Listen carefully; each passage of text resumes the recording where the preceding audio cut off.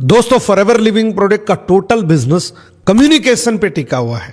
जितनी जबरदस्त आपकी कम्युनिकेशन होगी, जितनी इफेक्टिव आपकी कम्युनिकेशन होगी, उतना ही बड़ा आपका बिजनेस होगा। और एक इफेक्टिव कम्युनिकेशन के अंदर ये दो चीजें बड़ी मैटर करती हैं। पहली कि आपके शब्द कैसे हैं, ये 20% मैटर करता है कि आपने उस कम्युनिकेशन में किस प्रकार के शब्दों का प्रयोग किया। लेकिन 80% ये मैटर करता है कि आपने उन शब्दों को डिलीवर कैसे किया। आज तक अगर आपको रिजल्ट नहीं मिला है, आपने बहुत सारे लोगों को कॉल करी है, अलग अलग तरीके से लोगों को इन्वाइट किया है, फिर भी आपको कोई पॉजिटिव रिजल्ट नहीं मिला है, तो आज तक आपने इस 20% पे काम किया है कि आपके शब्द कैसे होना चाहिए। आज तक आपने एक स्क्रिप्ट पे काम किया है कि एग्जैक्टली मुझे किसी से बात करते टाइम किन किन शब्दों का प्रयोग करना है, कौन से मेरे शब्द होने चाहिए। इस पे तो आपने अच्छे से काम कर लिया, लेकिन आपने इस पे काम नहीं किया कि इन शब्दों को मैं डिलीवर कैसे करूं। हमारे शब्दों में ये 3 स्टेज होती है। सबसे पहली स्टेज होती है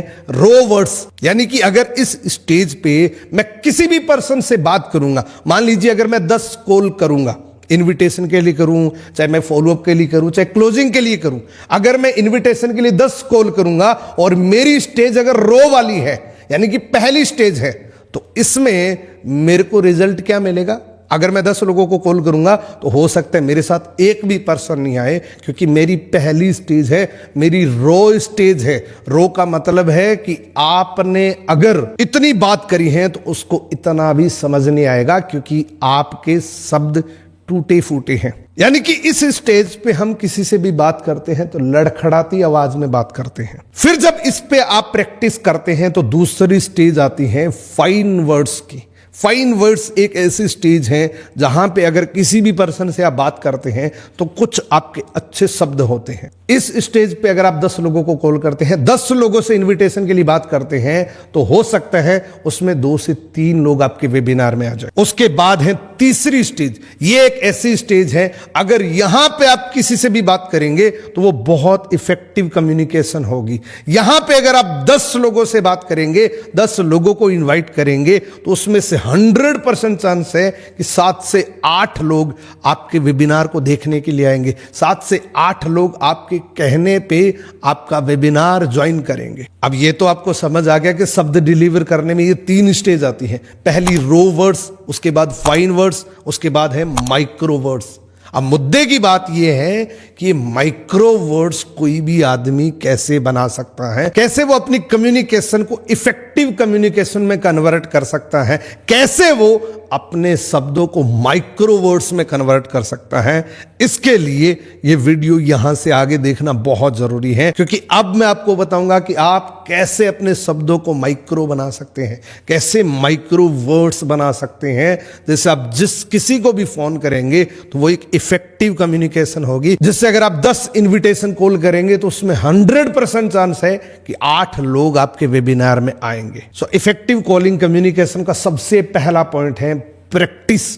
प्रैक्टिस से आप अपने शब्दों को रो से माइक्रो बना सकते हैं। आपके अगर अभी शब्द रो हैं तो प्रैक्टिस करके आप उन शब्दों को माइक्रो बना सकते हैं। प्रैक्टिस में सबसे पहली प्रैक्टिस है कि रोज सुबह आपको एक ऐसी प्रैक्टिस करनी है। मान लीजिए आपको इस मुद्रा के अंदर बैठ के एक शब्द का उच्चारण करना है। उस शब्द से क्या होगा, उस शब्द से आपका गला बिल्कुल नीट एंड क्लीन हो जाएगा। उस शब्द से आपकी जो आवाज है उसमें टोन बहुत अच्छी आने लग जाएगी। मैं आपको ये प्रैक्टिकल बता रहा हूं कि अगर आप 15 दिन भी ये कर लेंगे तो भी आपकी आवाज में बहुत अच्छी जान आ जाएगी, आपकी आवाज के अंदर बहुत अच्छी टोन आ जाएगी। इस मुद्रा के अंदर आपको बैठना है। इस मुद्रा में बैठ के आपको एक शब्द का इस्तेमाल करना है, वो है बार बार आपको करना है, अगले 15 मिनट करना है लगातार। ओ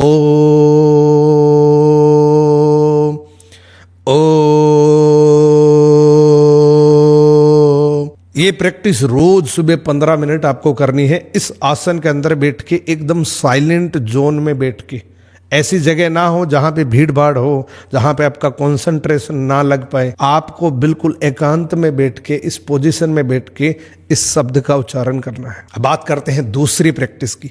आपको आज के बाद क्या करना है। अगर आप अपनी कम्युनिकेशन को बेटर करना चाहते हैं तो अपने मोबाइल को किसी स्टैंड पे रखो और एक 10 मिनट का वीडियो बनाओ। आज आज से अगर इस काम को शुरू करोगे तो आज से आपको रिजल्ट मिलना शुरू हो जाएगा। अगर आप ये सोच रहे हैं कि चलो आज मैंने सुना है और इसको कल से शुरू करूंगा, तो आपको रिजल्ट कभी नहीं मिलेगा, क्योंकि कल तक आप भूल जाएंगे। आज आपको क्या करना है, अपने मोबाइल को स्टैंड पे रखना है और एक 10 मिनट का वीडियो बनाना है। अब आप बोलेंगे सर उस 10 मिनट में क्या बोले? आप उस 10 मिनट के अंदर जो कुछ भी बोल सकते हैं, क्योंकि वो वीडियो कहीं अपलोड नहीं करना है, आपको उसको दोबारा से देखना है। आपको जिसके बारे में भी बोलना आता है आप बोलना शुरू कर दीजिए, क्योंकि ये वीडियो आप तक ही है।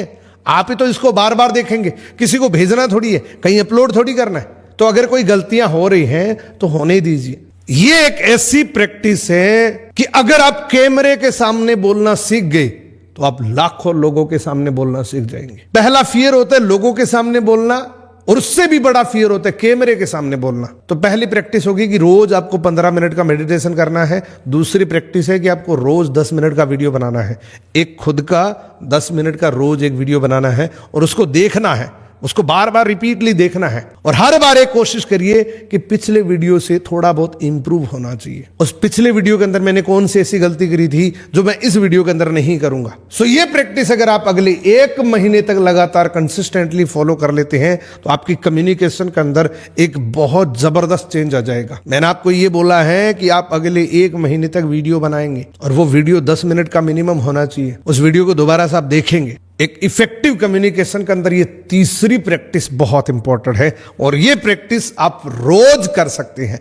आज के बाद आपको एक नियम बना लेना है कि मैं जब भी किसी से बात करूंगा, व्हाट्सएप के द्वारा जब भी किसी से बात करूंगा, तो मैं वॉइस मैसेज के माध्यम से बात करूंगा।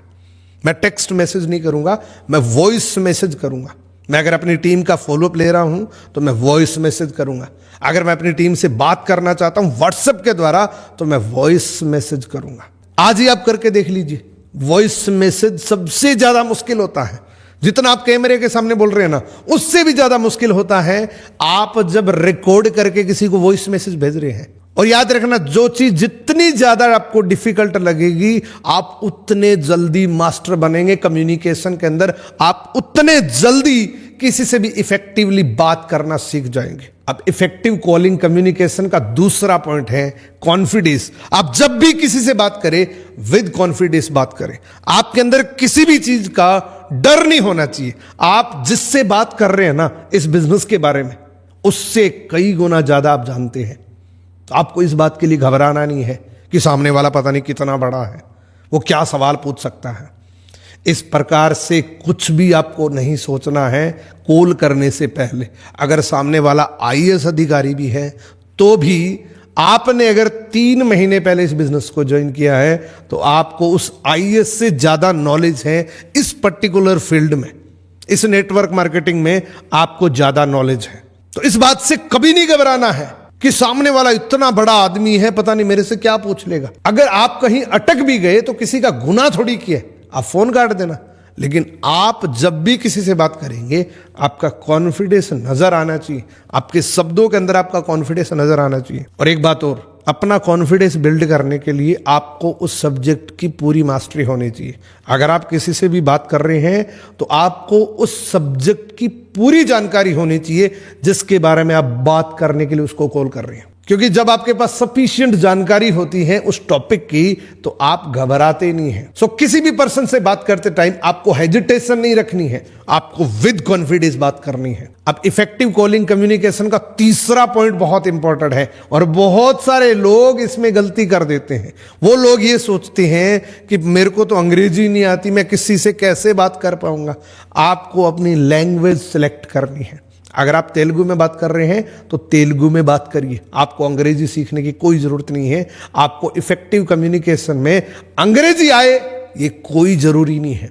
आपको अगर हिंदी आती है तो हिंदी भाषा के अंदर शुद्ध तरीके से बात करें। आपकी कोई भी लैंग्वेज में पकड़ है उसी लैंग्वेज में बात करें।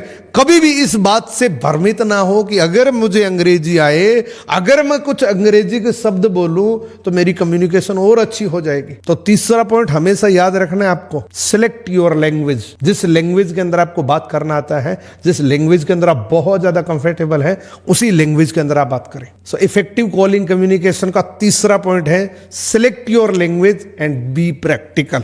आप अपनी भाषा का चुनाव करें कि आप किस भाषा में बात करना चाहते हैं, किस भाषा में आप ज्यादा कंफर्टेबल है, और आप प्रैक्टिकल बन के बात करें, जेन्युइन बन के बात करें। किसी की कॉपी करने की जरूरत नहीं है। आप जो हैं, आप जिस ढंग से बात कर रहे हैं, आपकी जो भी टोनिंग है, क्योंकि टोनिंग सुधारने के लिए मैंने पीछे पॉइंट बताया था, उससे आपकी टोनिंग बहुत अच्छी हो जाएगी। सो दोस्तों, आज का ये वीडियो आपको कैसा लगा? अगर ये वीडियो पसंद आई, वीडियो को लाइक करना, कमेंट जरूर करना। आपका जो कमेंट होता है, आपका जो 2 सेकंड का कमेंट होता है, वो मुझे बहुत मोटिवेशन देता है, और उससे मेरे को ये लगता है कि मैंने जितनी भी मेहनत करी उसकी मुझे सफलता मिल गई। सो प्यारा सा एक कमेंट जरूर करना कि